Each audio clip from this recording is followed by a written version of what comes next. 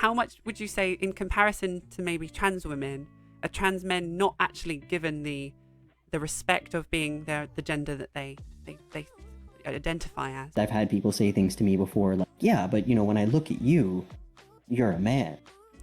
And it's like, cool, thanks, but you need to confront the fact that when you look at me, I'm a man in your eyes. It should just be that I'm telling you. In the mainstream media, the fixation on trans women as an objectified phenomenon is so apparent. And so as a trans woman myself, first and foremost, the sexualization is something I remember experiencing from early on. But like, it's the obsession with the patriarchal idea that a trans woman is inferior and deluded, and that transphobic trope of like, you can't be a real woman and you can't, you know, have a child naturally from a womb, so it doesn't count. And I think that trans men are so often just dropped from the conversation, non-binary folk even more so, because that takes another level of acceptance and understanding. This is a channel I just kind of have been finding in research called The Root. Over 130,000 subscribers, which is incredible, great stuff. And they are, as described in their bio, providing unflinching explanation of political and cultural news through insights, debate and commentary from both established and emerging Black thought leaders. The Root features unvarnished analysis of important issues in the Black community and engages anyone looking for diverse viewpoints that are provocative, savvy and smart. Provocative, savvy and smart is like, I would love to be called that. That's a great 3 selections of adjectives. I love showcasing new things. Transphobia trigger warning for sure.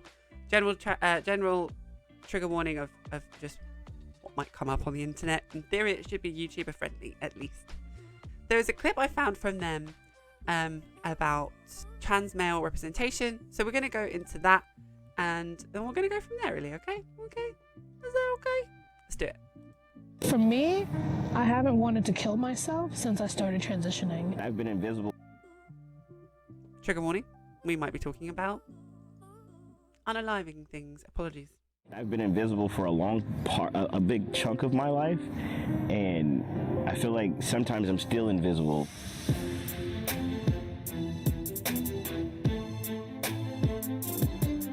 I was 8 years old, and I was playing out on the schoolyard. I went home crying, and I told my mom, you know, the boys were teasing me, and they kept calling me a girl and told me I couldn't play with them because I was a girl. And then my mom looked at me and she said, well, you know, you are a girl. And so from there, like, there was this weird spiral that happened in my little 8-year-old head. But once I became older and I started doing research and trying to figure out where my place was, I found a lot of things about being transgender, but never for Black folks. So I figured that being a hardcore lesbian was as good as it was going to get. Wow, that's heartbreaking. And again, straight off the bat, it just goes to show how important representation is, because, I mean, so, and it's going to be really interesting from my perspective as a trans woman on the other side of one particular element of transitioning's like binary, because obviously it's not always just male to female, of course, or female to male. But I remember as a kid, all my friends were girls, and when we had to go to like PE or gymnastics, whatever it's called, physical education, we would I would just not be able to hang out with my friends, as well as being like, why am I with all the boys? Like, and that realization that I was at that time being classed with one of the boys was just so like, it's the first realization of like, oh, this whole gender thing's a thing. It's not just the colors that people buy me t-shirts as for my birthday. It's like a social rule I have to follow. Don't like that. And then to add the other layer of what this person said about the Black representation as another layer of like what we don't see.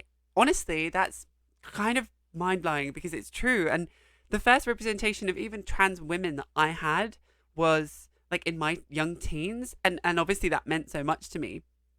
But I imagine being so further detached even from a white female like archetype that like it wouldn't even help you. That's wild. That's really This is going to be really interesting. I hope this is interesting. I used to make up fake screen names, so I had all these male aliases that I would go by and talk to all these people online, like as a dude, and I loved it. But it wasn't until I was in college, up in Westchester, where I was having a conversation. So I was like trying to hit on this girl, and I was talking to this guy and asking him for advice. And so we're talking, and he gives me all this advice, and he's like, oh, and I was like, wow, you really know women well. And he was like, I should, I used to be one. And I was like, wait, what? Are you serious right now? And it was like literally like my aha moment. Like I had no idea that trans men existed until I met that guy. That's when I knew, to be completely honest, was like, oh, this is it. Like this is what I am. That is the clearest definition of why representation matters. And I think that in itself is so heartwarming. And if I think we should have that as much as possible. And so, of course, we have to talk about the counterpoint is that on the right, obviously, people are saying that transgenderism is a contagion and stuff. And so to battle that, we're often seeing people like Lance going on the Timcast podcast and talking about the like left hand curve. And so to kind of paraphrase that, it's like being left-handed used to be widely condemned because of, funny enough, Western supremacist colonialized versions of what's wrong and right. I think left-handedness used to be connected to the devil or something ridiculous.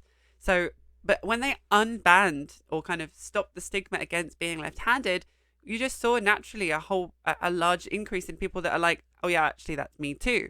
So, but to go one step further and say that without representation, without even the understanding of the fact that left-handedness is a thing, that like, how would one even learn that it's okay to be left-handed?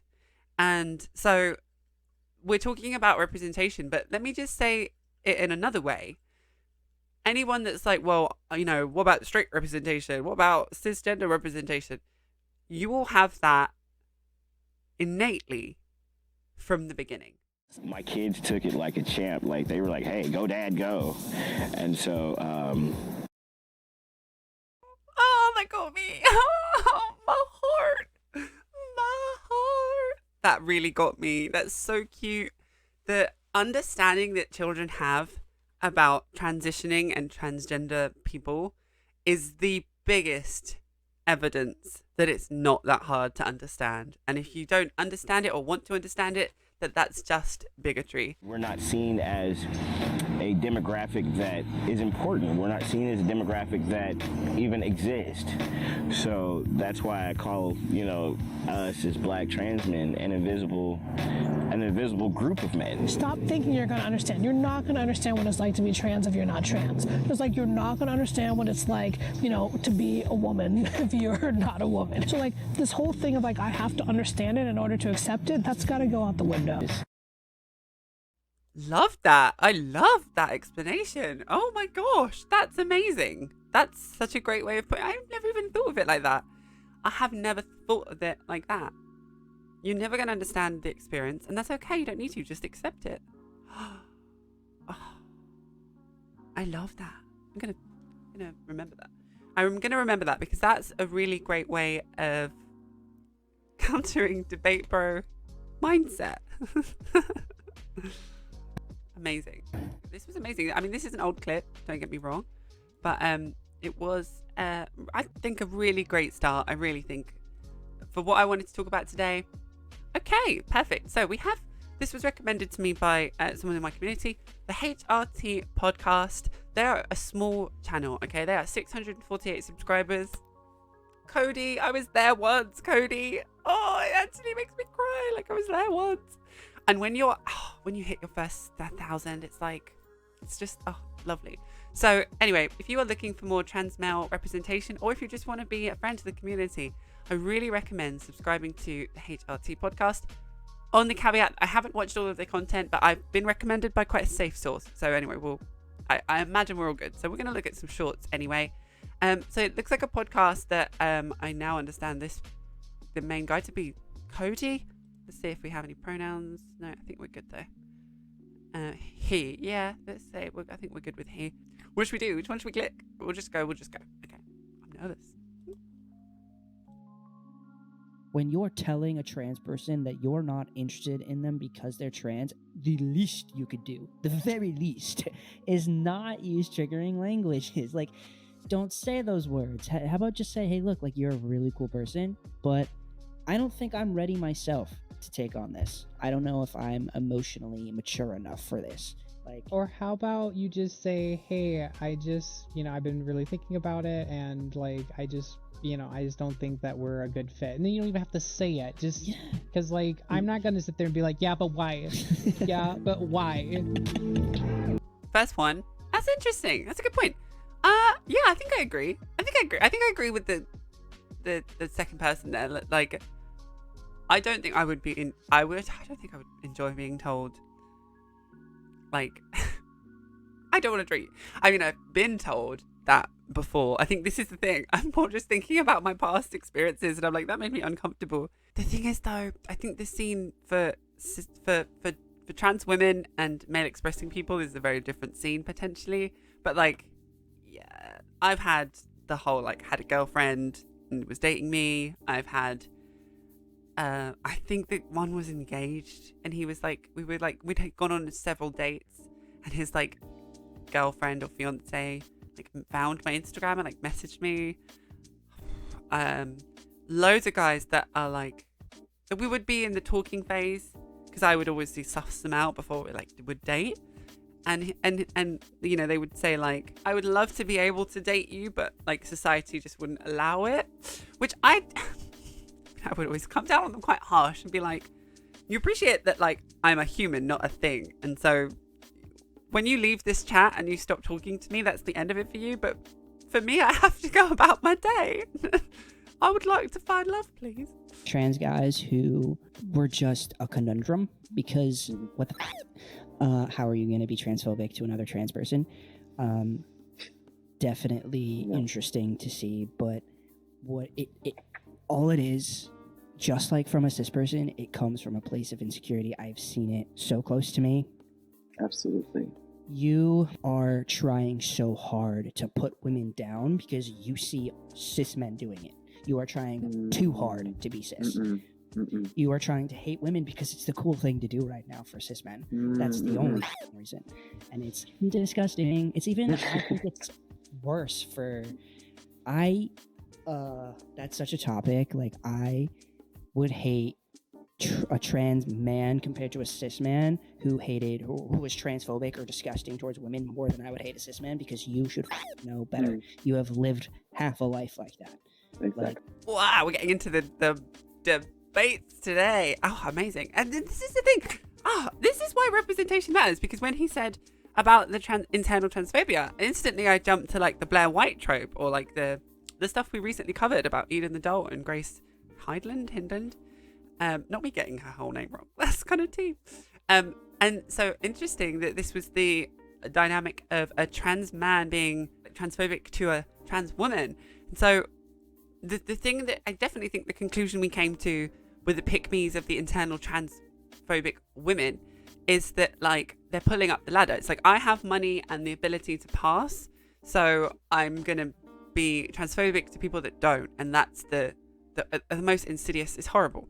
But so in a similar light, like if a trans man pulls up the ladder and is just kind of like, well, look, I'm fine, I'm going to hate on trans women or be transphobic to trans women, that hypocrisy is just still there. And I think Cody says, like, you should know better. I'm sorry, I will come down harsher on someone that should have learned these lessons and should know better and should have that moral fiber after going through experiences that teach them as clear as day why it's like why we have to think like this. It compared to someone that just doesn't get it. Like, honestly, I know they're still both bad in their own way, but like, I've met some people in my life, like extended family, like random people on the bus, that they're from a different era, a different town. You know, they might not have the internet. Not everyone has the internet, you know, and they are like, they use all the wrong words. They use old language. They're like completely insulting. They don't realize it. But their heart is in the right place. Their heart is in the right place. Like in a bar in the middle of like the countryside in the UK, some like cis man is like 50 years old, beer belly. He's like, well, you know, you're trapped in a man's body. Yeah, I feel sorry for you, darling. Anyway, would you like a glass of wine, or what do women drink? You know, like love that. I have so much time for that. Like, yeah, totally. Thanks, Paul. Yeah, I'll take it. Trans men don't have enough representation at all, but would we rather have no representation or have more representation? Would we rather be on the opposite side? And I would say, hell no, I would not. I couldn't do it. I agree with you. It's I think that both trans men and trans women, we don't need, nor do we want, more representation or less representation. We just want better representation. Or again, I'm trying to be fair here. Maybe this is to white people that are like, there's also consider there are other forms of representation that is needed, but I'm not coming down too hard so far. We're good. Hell, we're good. We just want accurate representation. Right. That's true. You know? Yeah. Wild concept. Let us talk about our stories. That's you know, true. I know it's crazy, but Nice. Okay, yeah, I'm with you there. Okay, nearly lost me, but she came back swinging. Okay, love that. I know there are trans men that watch my channel. Welcome, hello, love you, of course, and non-binary folk as well. If you're more male expressing on the spectrum of genders, then, and you're looking for some kind of podcast to like chat to, you haven't found one already, you want to support a small creator, go check out this podcast. I'm gonna be keeping an eye on it as well. Since starting this channel, the amount of things I watch and channels I follow has become so gargantuan that like I can't really keep up all the time. I think I periodically watch at least, I'm gonna say without fail, every episode, at least 3, maybe fairly like 2 4 hour, 1 hour 2 times a week podcasts at least. If anyone can guess them in the chat, I will send you a free box of coffee. If you could guess them both, I will send you a free gift box of coffee, including 2 packets of 100-gram beans, 2 1-pour coffees, and a whole bunch of extras.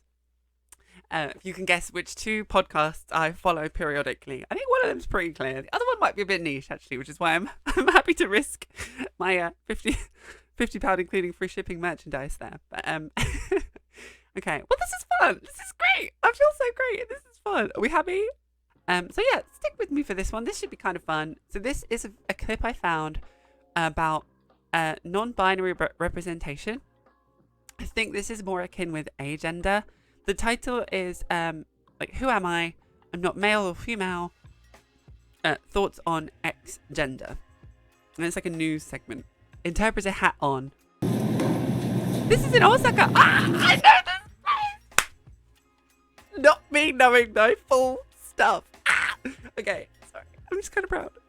Tsunagary Cafe. I know this. This is in Osaka. This is I've seen this. This is like it's an LGBT like group cafe. I nearly went to it, but it moves like every month. This is tea. Oh my god, I'm sorry. I'm just personally really excited about this.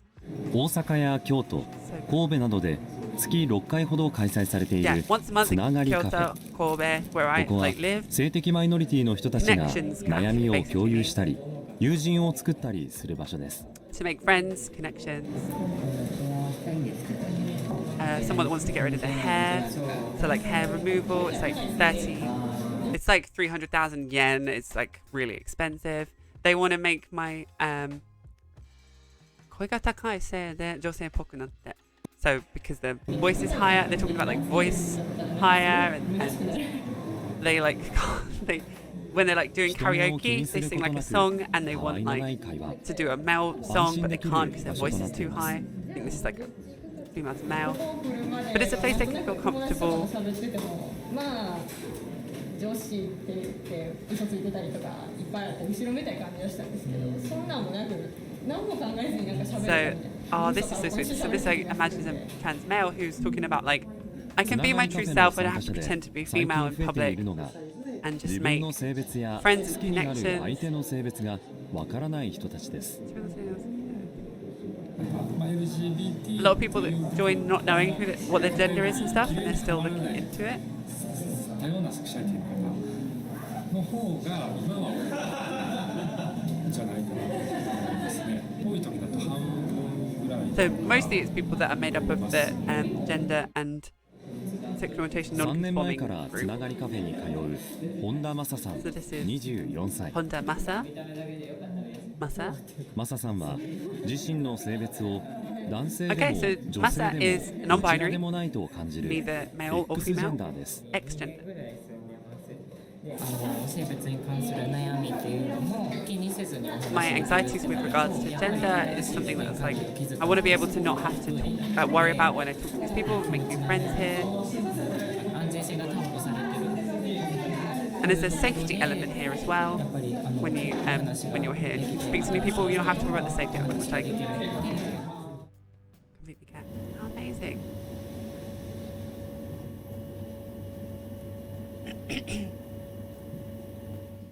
メイクしてる方がテンション上がるっていうか Get all excited doing the makeup. If it goes well, that is. Are you not happy when その someone メ says イ you ク look と more か feminine 装いとかで and like dressing up なん and か自 doing 分 makeup をなんか女性っぽく近 is, づけたい is みたい nothing な to の do は with 全 wanting 然 to な get く closer て to the female gender. どちらでもIt's な just い neither. 感じ Not neither. It's で I want 思っ people て to もらえたら consider 嬉 me しいなみ as たいな neither, like not female or male. So this is in Kobe. Sorry, Golgo Prefecture. マサさんとパートナーのゆうたさん Did you hear it? Masa's partner, Yuta, literally says partner like here. I don't know if you can see here. But like again, so this is the kind of modernization of like not gendering your partner even in Japanese. Even like linguistically that being capable is like interesting. We all on the same page. Are we having fun here? I'm finding this fascinating. I'm just doing me. I'm sorry. This is fun. Can we all hear everything? Everything okay? Whew, whew. 兵庫県西宮市で一緒に暮らしています So they live together in the Hyogo Prefecture. There's only 4 slices of bacon left, so they're just not happy. That's so cute. マサさんもゆうたさんも男性として生まれ They were 戸 both 籍上も男性 assigned です male at せな birth. あかんのかなって2人は2年前性的マイノリティのカップルを結婚に相当する関係 And so と 2 years 認め ago る they had パートナーシッ civil プを partnership 宣誓しました recognition. Oh, I'm gonna cry. 僕は同性とか考えたことなくて、その好きになった人がタイプというか、 So they're talking たま about たま you その to 男性でも partners 女 like 性でもない preferences. 人を好きになってしまったって And いうだ so け they're の話。 pansexual. They don't particularly go for someone who is male expressing. So この日は they don't want other 西宮 people 市 to で go through what they went through. 子育て中の女性などに向けて話をしました Wow, so they're talking about people in childcare, I think, to try and increase representation. This is representation on representation. This is a representation inception. This is great. それと Oh, this is interesting. We got some data. Oh, how old is this clip? I think this clip is fairly recent, I think. So kids in their teens, sexual minorities in their teens, last nen.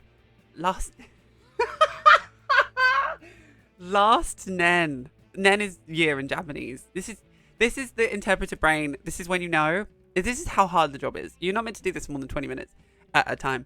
Last year, children in there like from 10 to 20 that thought about unaliving themselves was at 48.1%. No laughing matter. I was laughing at my Japanese linguistics there, not this statistic.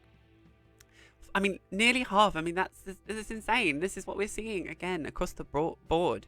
And this representation is そう what 考 can え help. た10代の性的マイノ Sorry, リ my ティは Japanese brain is 48% Japanese speaking brain is 2人に1人ほどの割合です yeah, nearly 1 in 2これ people. は全ての10代を対象にした全国調査と比べる This is と3 3.8 倍以上 times になり higher ます than across the board in Japan. 子供がセクシュアリティに悩んでいたらどう向き合ったらいいのか So what should we マ do サさ if んは kids are 実 worried 体 about 験 their を交 sexual えて minority 伝えました status?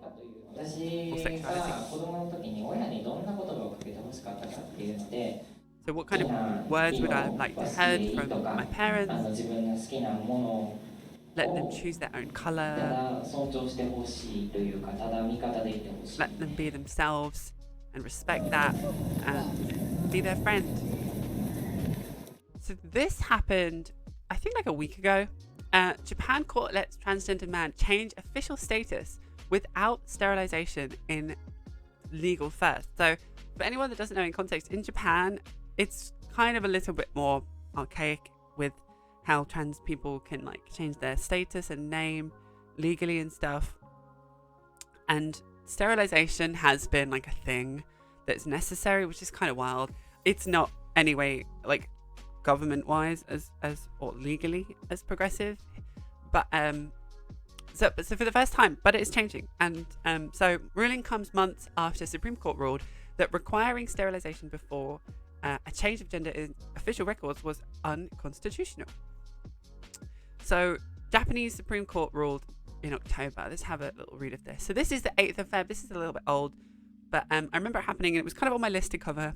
And so I'm really happy to put it in part of this whole segment, I guess. A court in Western Japan has approved a transgender man's request to have his gender changed in official records without undergoing sterilization surgery. The first known ruling of its kind since the country's top court struck down a surgery requirement for such record changes, which is amazing.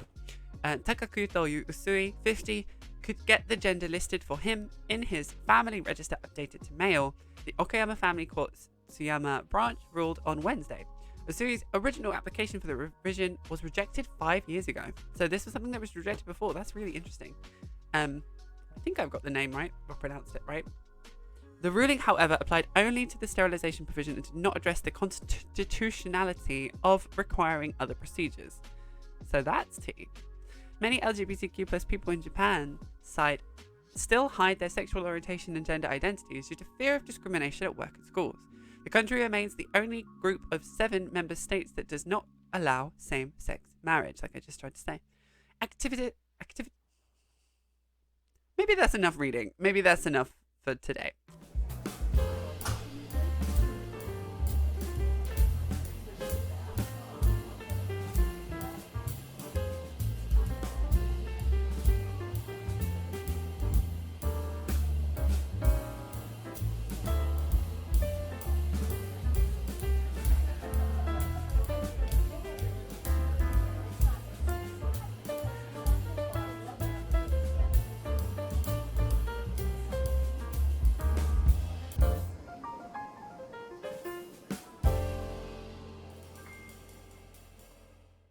Hello, thank you so much for joining me today.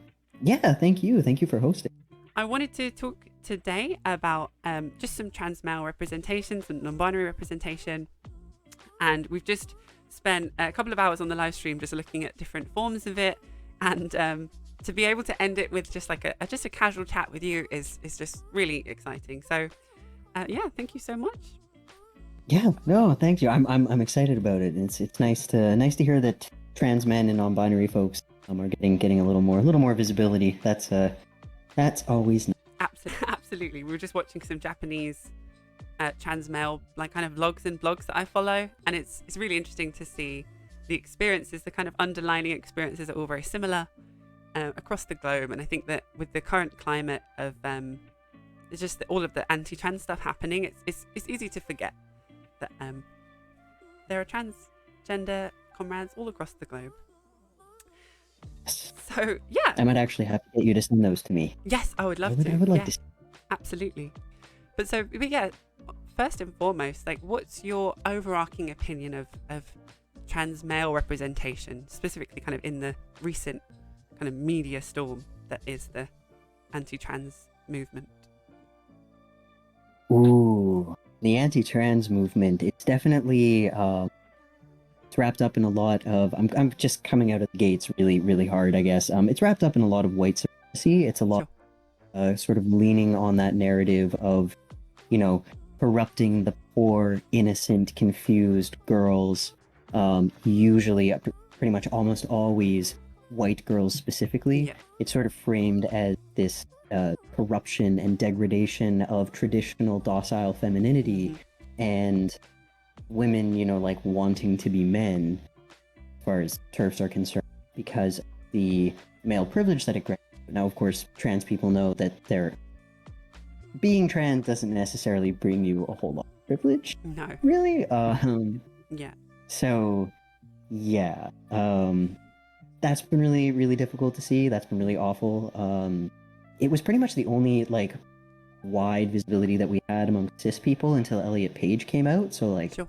bless his heart for doing that. Yeah, absolutely. I mean, obviously he did it for himself, but did the trans mass community. He took one for the team, yeah.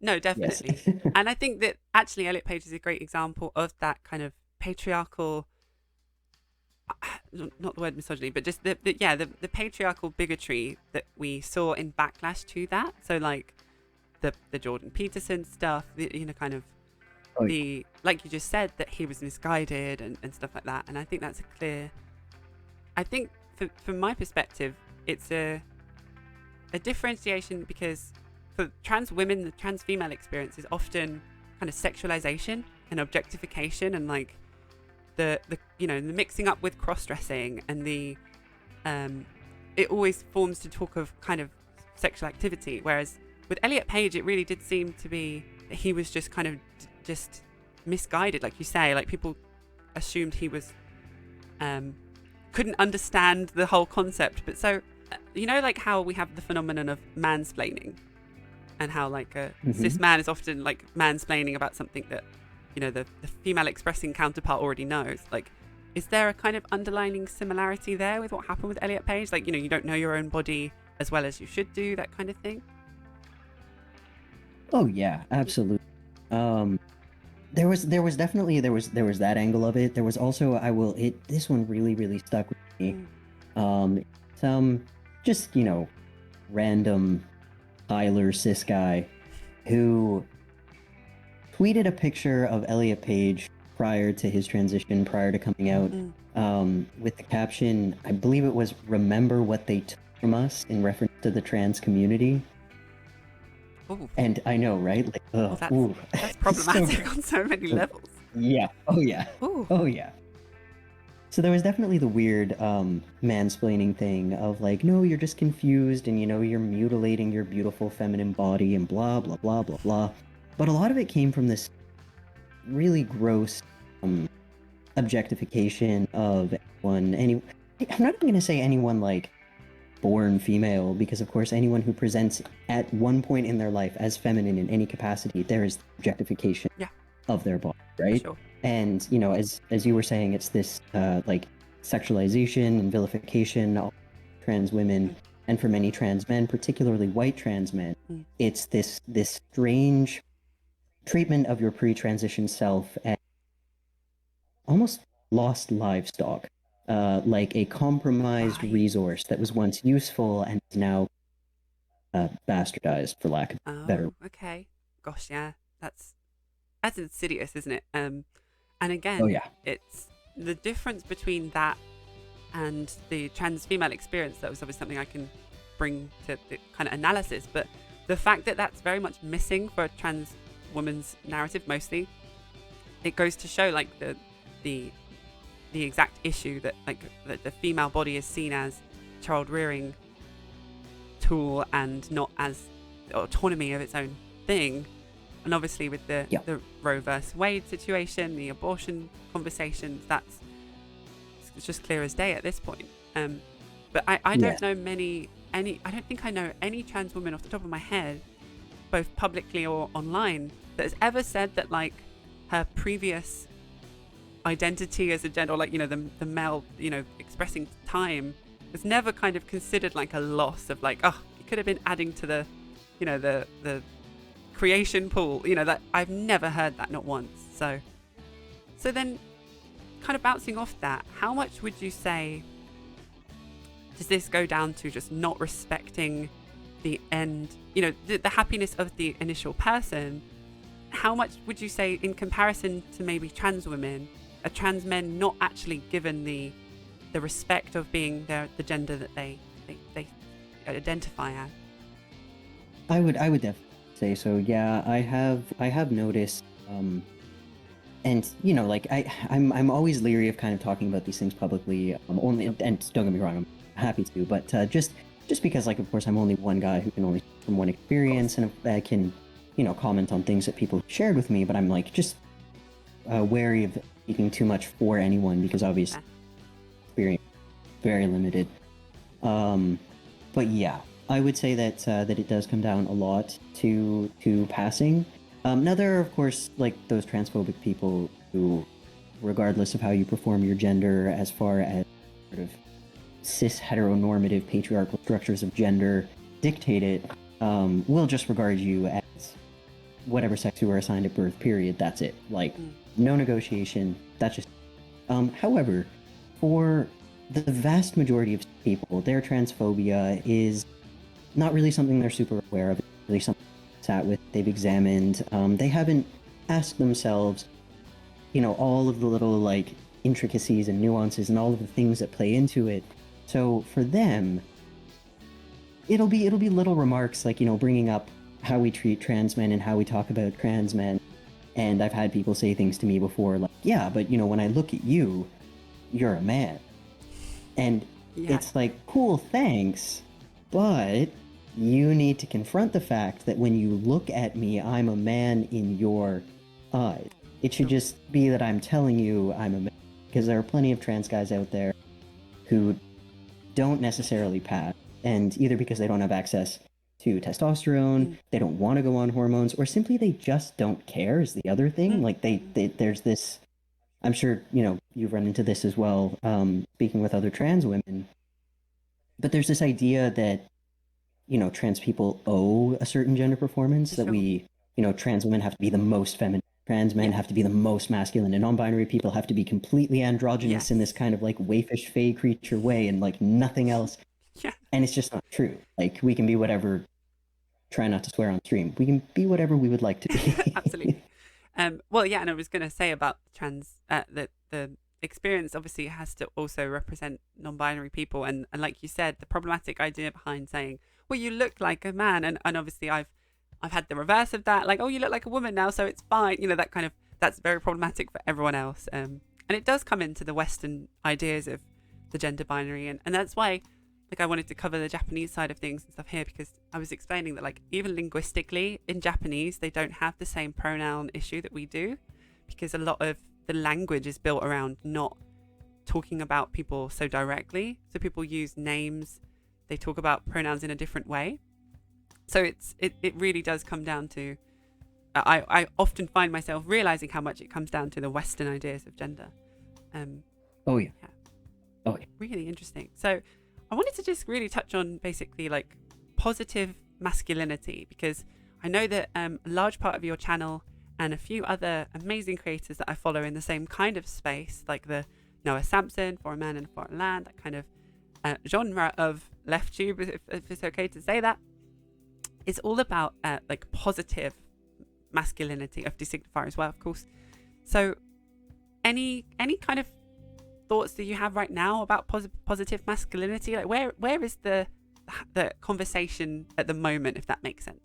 So first of all, yeah, that like leftist kind of the sphere of creators, Team Good Boy, love those, love them. They are absolute freaking gems.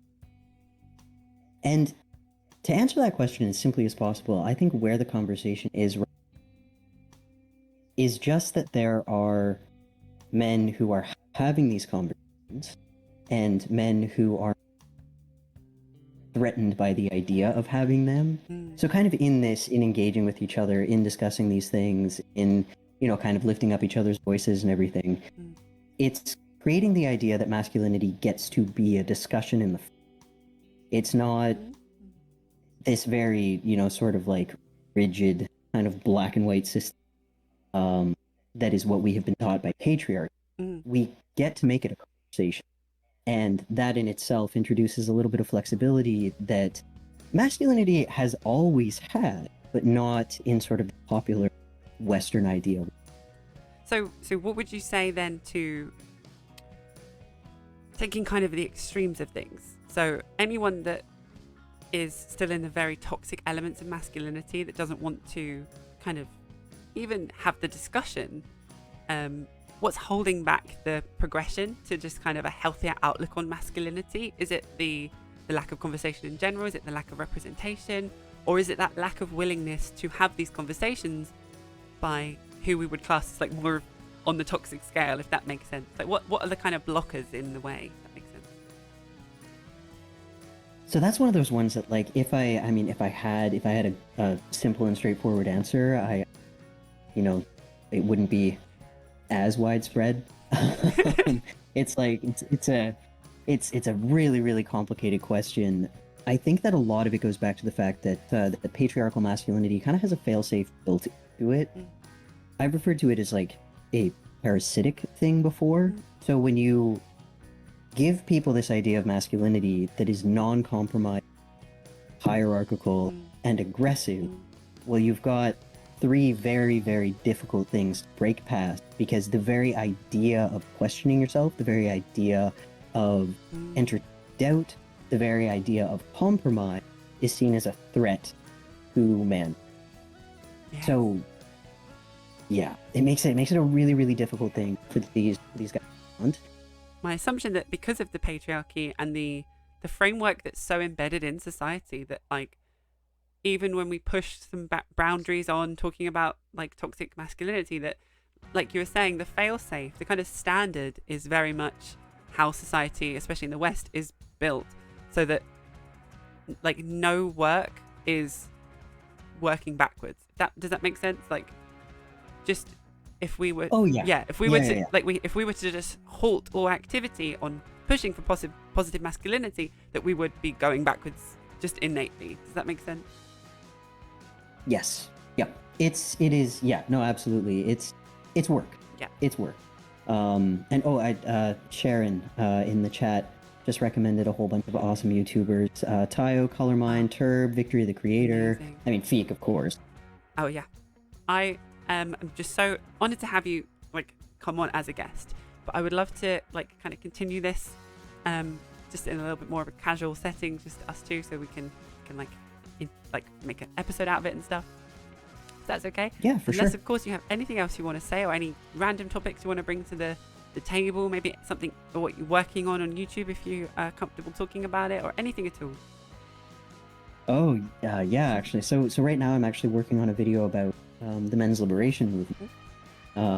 So I'm kind of deep in the reading essays by, before there were men's rights activists who kind of appropriated the whole concept, took it in a very aggressive, misogynist, and ultimately, reinforcing the patriarchy hierarchy among other these particular racism. Before those guys came about, there was a men's liberation movement that was about deconstructing masculinity using feminist teaching.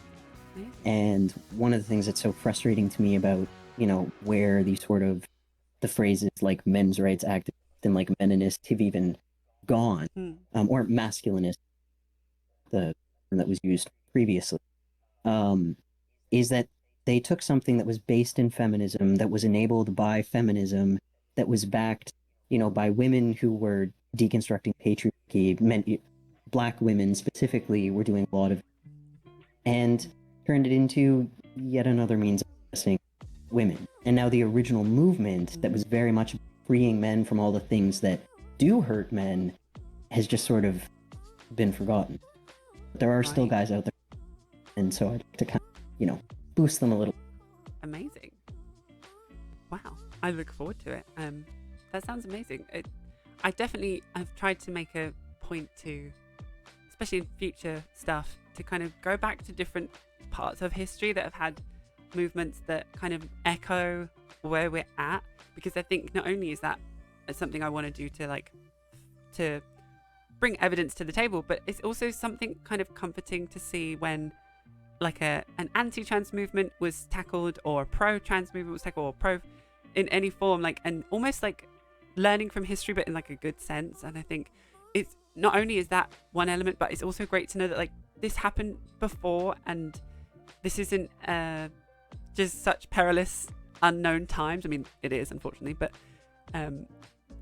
like the gay moral panic that we saw, I think it was like around the 80s, and how that was falsified and used as a narrative. It's like we're just seeing a resurgence of that in a different form, and I find that oddly, I don't want to say comforting, that's really almost insensitive, but it's when you can put a face on the beast, the beast becomes, take downable, I would say.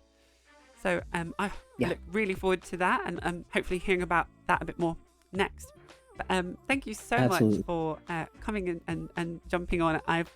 I'm terrible at keeping secrets, and the fact that I managed to somehow not mention it in any form for 2 hours, I don't think anyone appreciates how spectacular that was. So yeah, thank you again, and I know chat have all been so happy to see you. Awesome. Thank you I'll so talk to you much, soon, and thanks Tsunagary. again for having me on. Thank you. Bye. Oh my gosh. That was amazing and so much fun. How wonderful. Okay, well. So, thank you for everyone that joined. I love you all so much. Take care of yourselves and have a wonderful week. Stay safe. Stay positive as much as you can. Speak to you all soon. Love.